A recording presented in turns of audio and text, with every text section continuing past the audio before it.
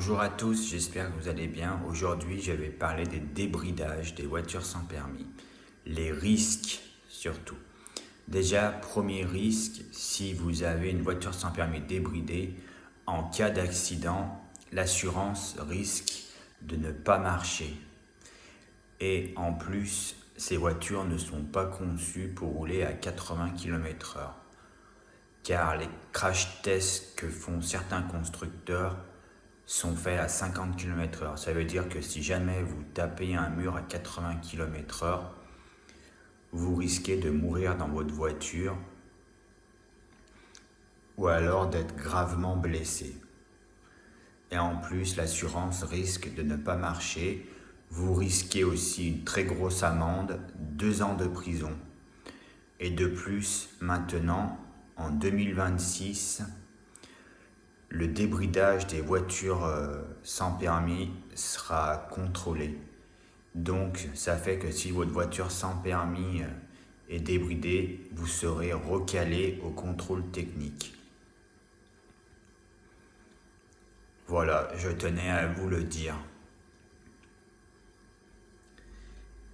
Et il y a plein d'autres raisons. Il faut dire qu'aussi, si vous faites débrider votre voiture sans permis à 70 ou 80 km/h, vous aurez beaucoup plus d'entretien moteur, plus de casse moteur, surtout si vous roulez beaucoup. Si vous faites beaucoup de kilomètres par mois ou à l'année, votre voiture s'usera beaucoup plus vite. Elle vous coûtera beaucoup plus cher en entretien. Il faudra changer souvent les pneus, les freins, les plaquettes.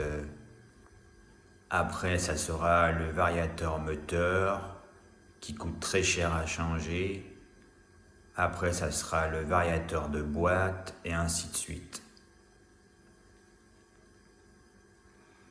Voilà, je parle de cette chose en connaissance de choses. J'ai eu beaucoup de voitures sans permis, voilà. Donc je sais de quoi je parle.